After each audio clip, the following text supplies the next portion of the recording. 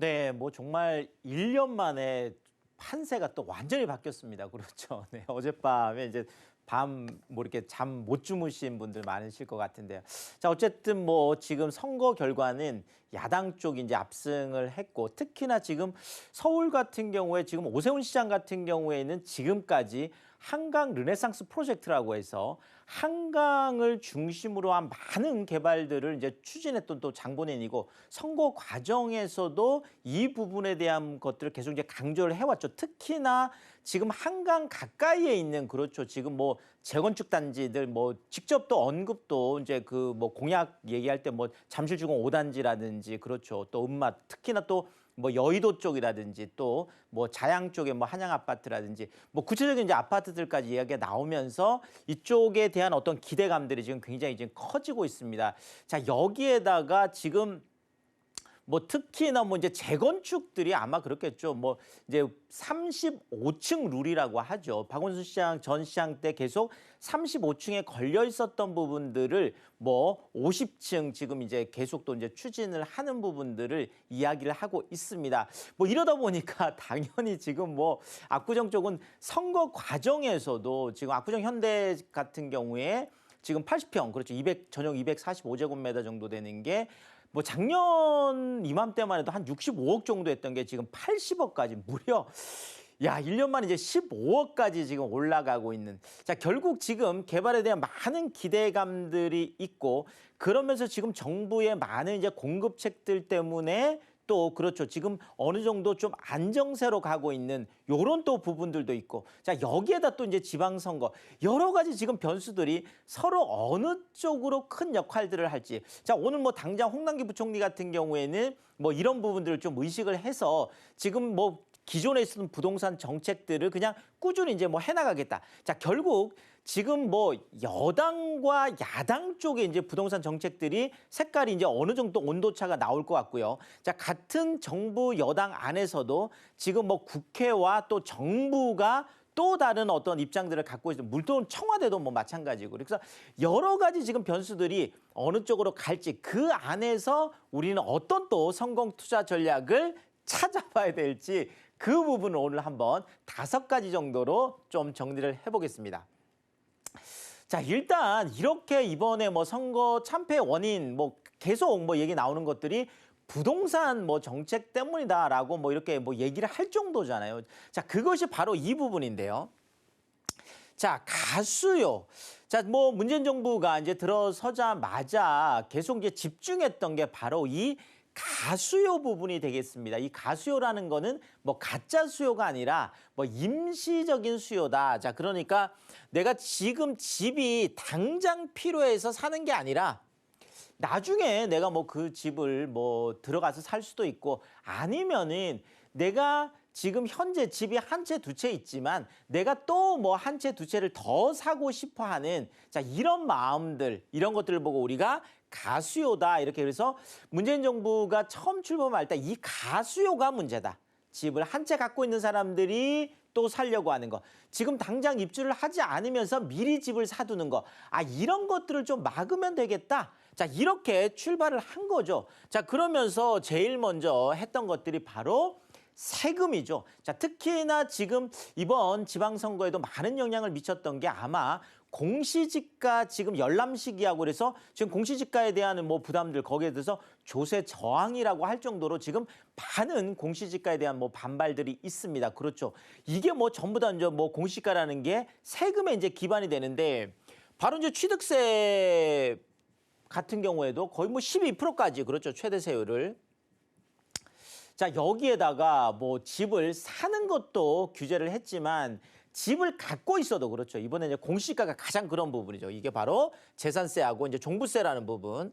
특히나 종부세 같은 경우에는 뭐 공시지가도 높일 뿐더러 뭐 최대 6%까지 또 많은, 그렇죠, 또 세부담을 이제 가도록 했고. 자, 또 하나가 내가 사지도 좀 힘들고 사기도 힘들고 갖고 있기도 힘들지만, 그렇다고 해서 팔려고 해도 팔기도 지금 힘들게 돼 있어요. 그렇죠. 지금 뭐 양도세 같은 경우에 최고 세율이 45%인데 만약에 다주택, 3주택자 같은 경우에는 30%를 만약에 추가한다 그러면 75%에다가 7.5% 지방세까지 하면 무려 82.5%라는 그렇죠. 어마어마한 이제 세액 부담에 대한 이런 부분들을 해놨었죠. 자, 그런데 문제는 지금 이렇게 해놨음에도 불구하고 계속 부동산 가격이 올라가기 시작했고 더더구나 지금 작년 한 7월 정도 돼서는 바로 가수요는 그래도 어느 정도 이런 많은 세부담 때문에 좀 잠잠해졌는데 바로 그렇죠. 실수요가 지금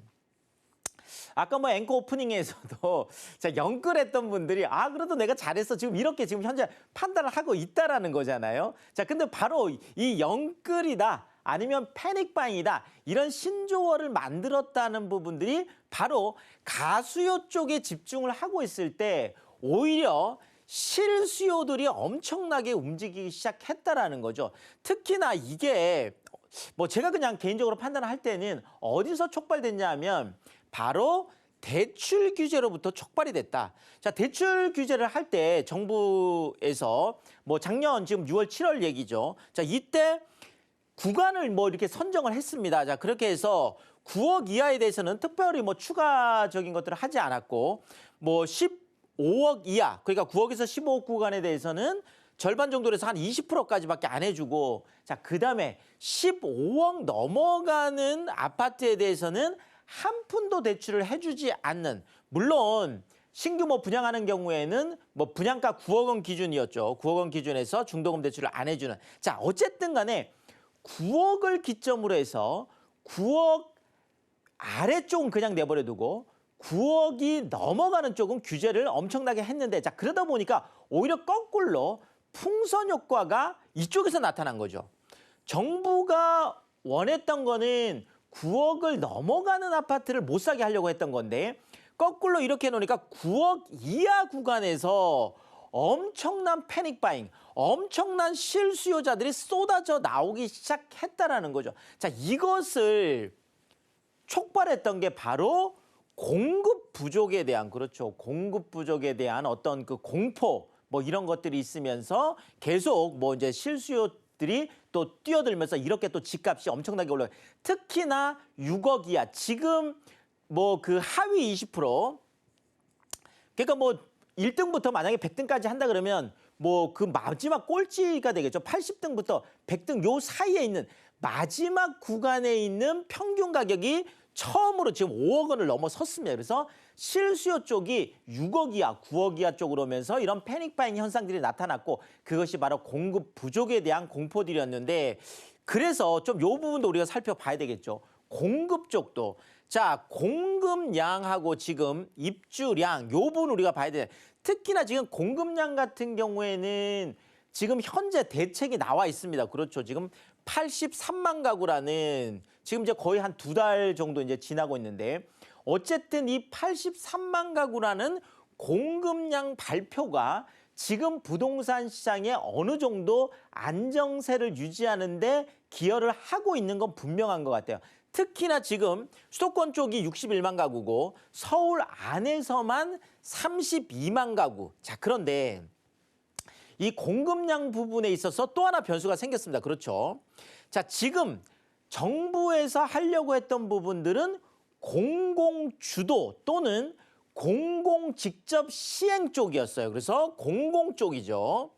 자, 그런데 지금 당장 이제 오세훈 시장 같은 경우가 지금 추진하려고 하는 것들은 공공 쪽보다는 나는 민간 쪽을 활성화하겠다. 그렇죠. 이렇게 지금 방향을 바꿔 나가고 있고 자, 이 부분에 대해서도 지금 뭐 LH 사태가 지금 사실상 그렇죠. 공공 뭐 직접 시행이 됐던 공공 뭐 공급 이런 쪽에 조금 브레이크가 조금 걸리고 있는 건 맞는 것 같아요. 자, 그렇지만 그래도 지금 현재 지금 정부가 아직 임기가 1년 정도 남아 있기 때문에 특히나 공공 쪽으로 지금 특히나 뭐 한 80 지금 3만 가구 얘기하고 나서 어느 정도 안정세로 들어갔거든요. 자, 그러니까 이거를 놓칠 수가 없다는 생각을 하는 것 같아요. 자, 그러면 공공 쪽으로 계속 드라이브를 걸 가능성은 여전히 높아 보인다. 이렇게 제가 생각이 들고. 자, 그렇지만 지금 민간 재건축에 대한 기대감, 특히나 뭐 공약으로 계속 나왔던 지금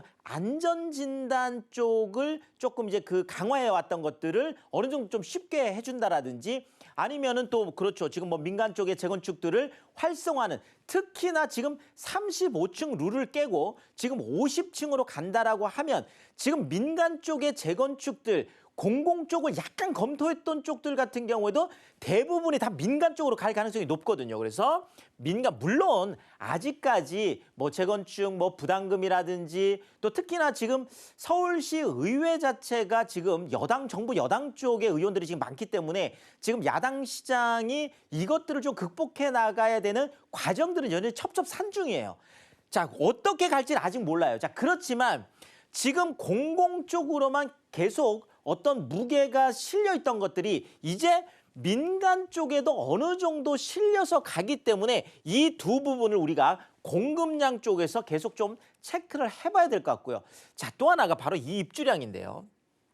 자, 지금 대부분 이야기되고 있는 것들은 이미 숫자로만 나와 있는 공급량이에요. 뭐 83만 가구다, 62만, 60뭐 1만, 32만 다 숫자거든요. 자, 실제 이것이 입주량까지 이어질 건지 안 이어질 건지는 아직 아무도 모르는 상태라는 거죠. 자, 그러면 그럼에도 불구하고 지금 입주량이 어느 정도 늘어날 수밖에 없는 것들은 지금 뭐 3기 신도시 같은 경우에는 지금 어느 정도 지금 속도들을 또 내고 있기 때문에 자, 그러면 대충 2024년, 2025년 정도 뭐 아무리 늦어도 2026년 정도가 되면 어마어마한 입주량들이 지금 쏟아질 가능성들이 굉장히 높습니다. 자, 그러면 지금 공급량과 입주량, 이 시차는 분명히 있겠지만 그럼에도 불구하고 지금 현재 진행되려고 하는 것들이